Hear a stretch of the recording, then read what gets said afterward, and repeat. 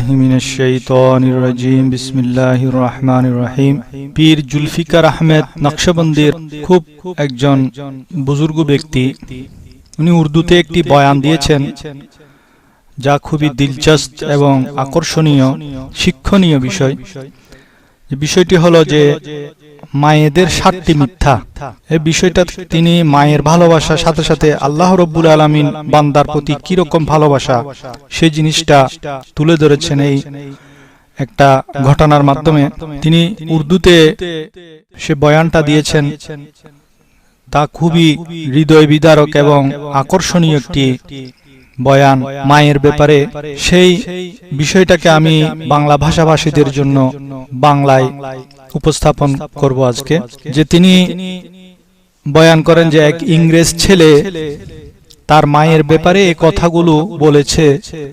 সে বলে, আমার বাবা আমি ছোট থাকতে মারা যায়, আমি এতিম হয়ে গেলাম, আমার মায়ের আয় রোজগারের কোনো মাধ্যম ছিল না, তাই আমাদের ঘরে যে রান্না হতো তাও খুবই অল্পই হতো। যখন খেতে বসতাম তখন আমার মা আমার প্লেটে আমার খাবার দিয়ে নিজের প্লেটেও খাবার নিতেন।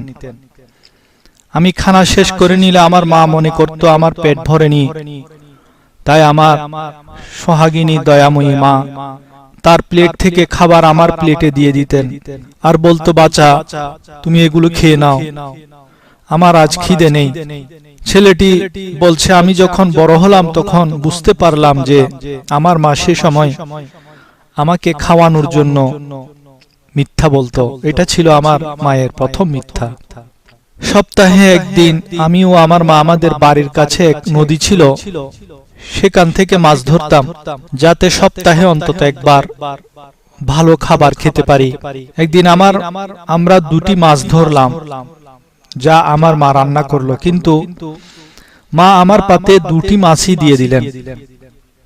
আমি যখন মাছ খেয়ে তার কাঁটাগুলো রাখছিলাম তখন আমার মা কাঁটার সাথে সামান্য যে মাছ লেগেছিল তা খেতে লাগলো। তখন আমি মাকে একটা মাছ খাওয়ার জন্য অনুরোধ করলাম। তখন আমার মা আমাকে উত্তর দিল, বেটা, আই ডোন্ট লাইক ফিশ, অর্থাৎ আমি মাছ পছন্দ করি না। অথচ এটা ছিল আমার মায়ের দ্বিতীয় মিথ্যা, যে আমার মা চাচ্ছিল যেন আমি 2টি মাছই খাই, পেট ভরে খাই, মজা করে খাই। একদিন আমার পরীক্ষার সময় আমার মা আমাকে পরীক্ষার হলে ঢুকিয়ে দিয়ে তিনি গরমের মধ্যে বাহিরে অপেক্ষা করছিল। প্রচন্ড গরম ছিল। আমার মা আমার পরীক্ষা শেষ হলে আমার জন্য একটা কোল্ড ড্রিঙ্কস হাতে নিয়ে বাইরে দাঁড়িয়ে রইল। আমি মায়ের কাছে আসলে মা আমাকে কোল্ড ড্রিঙ্কস পান করতে দিলেন। আমি মাকে বললাম, মা তুমিও পান করো। মা জবাব দিল, বেটা আমার তৃষ্ণা নেই। প্রচন্ড গরমে সারাক্ষণ বাহিরে দাঁড়িয়ে থেকেও আমার মা এক চুমুকও ঠান্ডা পান না করে পুরোটাই আমাকে খাইয়ে দিল। এটা ছিল আমার মমতাময়ী মায়ের তৃতীয় মিথ্যা। আমি যখন একটু বড় হলাম, আমার পড়ার খরচ জোগাড় করতে আমার মা কাছের এক মেস ফ্যাক্টরি থেকে মেসের কাঠি নিয়ে আসতো আর সারা রাত তা বাক্সে ভরত। গভীর রাতে একদিন আমি যখন আমার মাকে কাজ করতে দেখলাম, মাকে বললাম, মা শুয়ে যাও। তখন মা আমাকে জবাব দিল, বেটা আমার ঘুম আসছে না।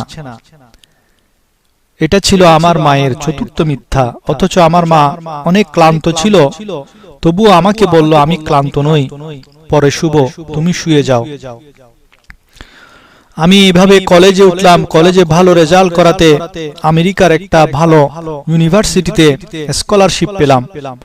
সে সুবাদে আমি আমার ঘর থেকে আমেরিকা শিফট হয়ে গেলাম।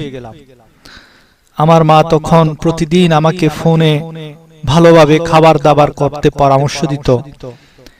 এভাবে আমি সেখানে একটা ভালো চাকরি পেলাম এবং একটা ঘর ভাড়া নিলাম এবং বিয়ের প্রোগ্রামও বানিয়ে নিলাম। আমার মামাকে বলতো, বেটা তুমি তোমার বউকে খুশিতে রাখিও আর ঘরে সবসময় শান্তি বজায় রাখিও। আমি মাকে অনুরোধ করলাম আমার মা যেন আমার কাছে এসে আমার সাথে থাকে। কিন্তু আমার মা আমাকে জবাব দিল, না বেটা, আমি আমার স্বামীর বসত ভিটাতেই বেশি স্বাচ্ছন্দ্য বোধ করি। এটা ছিল আমার মায়ের পঞ্চম মিথ্যা।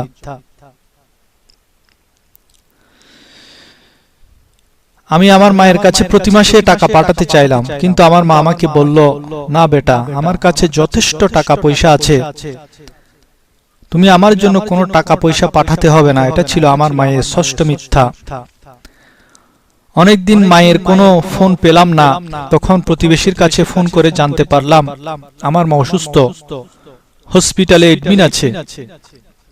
আমি একথা শুনে টিকিট করে সাথে সাথে মাকে দেখতে দেশে চলে এলাম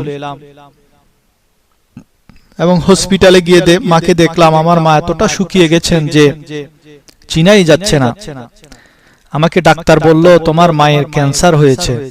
আমি যখন মায়ের কাছে গেলাম, মায়ের এই অবস্থা দেখে আমি আর চোখের পানি ধরে রাখতে পারলাম না। তখন আমার মা আমাকে সান্ত্বনা দিয়ে বলল, বেটা, কান্না করিস না, আমার কিচ্ছু হয়নি, আমি সুস্থ আছি। এটা ছিল আমার মায়ের সপ্তম মিথ্যা। অতঃপর আমার মা আমার সামনে শেষ নিঃশ্বাস ত্যাগ করে পরপারে চলে গেলেন। এভাবে মায়েরা ধুকে ধুকে কষ্ট পায়, কিন্তু বাচ্চাদেরকে তা বুঝতেও দেয় না। এটাই হলো আল্লাহ কর্তৃক মায়ের অন্তরে সন্তানের জন্য দেয়া ভালোবাসা। আসলে রহমতের মালিক তো আল্লাহ, আর সে রহমত থেকে সামান্য একটু সকল মাকে বন্টন করে দিয়েছেন, যাতে মানুষ জানতে পারে মায়ের মমতা এত বড়। তাহলে সে মহান রহমতওয়ালা মহান রব্বুল আলামিনের রহমত কতটুকু হবে। বান্দা যেন তাদের মায়ের ভালোবাসা দেখে বুঝে নেয় আল্লাহ তার বান্দাদেরকে কত বেশি ভালোবাসেন। আসুন আমরা মাকে ভালোবাসতে শিখি, মায়ের প্রয়োজন সমূহ বুঝতে শিখি এবং সাথে সাথে আল্লাহ রব্বুল আলামিনকে ভালোবাসি। আল্লাহ রব্বুল আলামিন আমাদেরকে বুঝার এবং আমল করার তৌফিক দান করুন।